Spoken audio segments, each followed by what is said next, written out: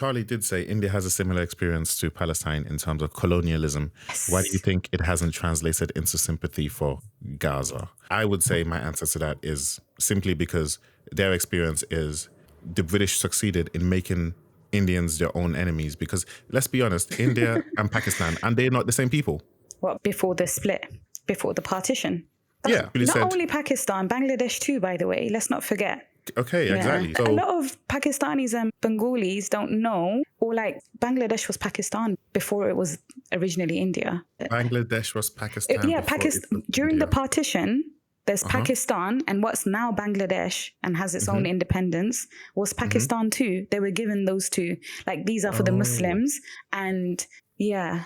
Yeah, well, that's the reason, right? I mean, in my opinion, that's why India doesn't have sympathy for Gaza, because they've bought into the Kool-Aid that the white man sold them, which is that you are your own enemy. But I guess that's where, like, there's a lot of impact of colonization, like even to the basics of like the fairer you are, the prettier you are. There's a lot of Western standards that continue. Like, for example, even the way psychology is practiced and a lot of education, it's like what the West say is gospel, kind of, you know? For example, even now in the West, we're talking about psychology and the decolonization, again in quotation marks, but like there it's very much science. So yeah, there's a lot.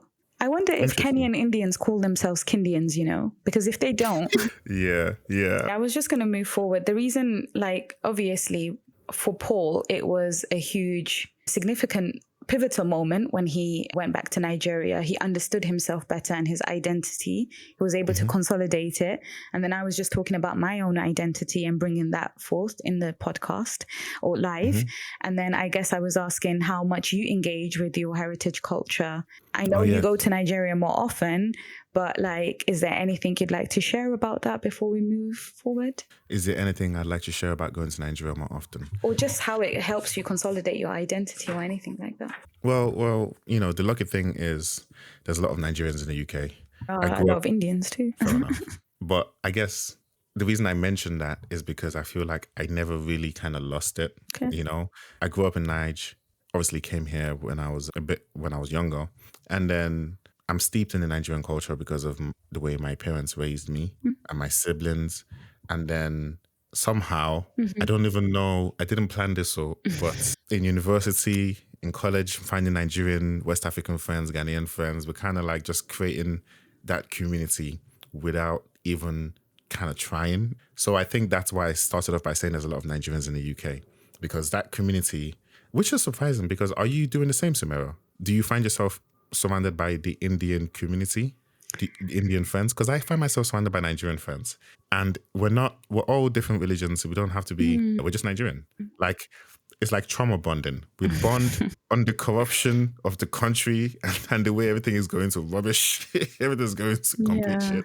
And we just bond over. I saw a meme online on Instagram where it's just some Nigerians sitting around a table and just being all quiet and everything. And I think the meme says, if you want to start a conversation, you just mention the president or you mention something to do with hardship and everyone just starts talking because we're all trauma bonding.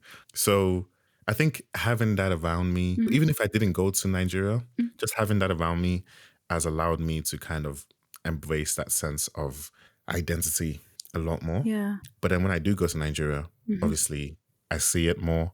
I would say that when I go to Nigeria, it makes me unhappy. It's like a bittersweet feeling. It makes me happy because I feel like I'm home, but it also makes me unhappy because the inequality is so stark and it's just so wide. And the percentage of those that have and those that don't have, it's like this. Those that have and then those that don't have is like, I can't even put my hand around it. It's just a lot.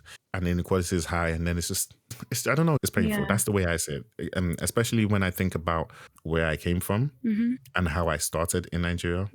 I would be in the position of those that don't have the way I grew up, you know? So yeah, I'm not happy about that. Yeah. No, I was just thinking while you were talking, you were also born in Nigeria. No, I wasn't. You said you were born. Grew up there. Sorry, my bad. Why are you exposing me? I'm sorry. You're exposing me online. I guess the reason I was saying this is everyone's going to have their own journey, right?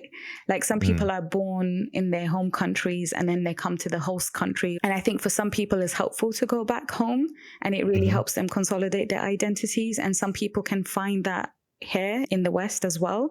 But like also like in terms of dual identity, like you can have both passports and that's okay. Whereas India doesn't allow dual citizenship. Like these kind of things make a difference. But also, I was going to say something else. Yeah, no, I just think it depends. Like for some people, it can be a real eye-opening experience. And like, had they not gone, it would have impacted maybe the trajectory in life. Whereas for other people, not necessarily.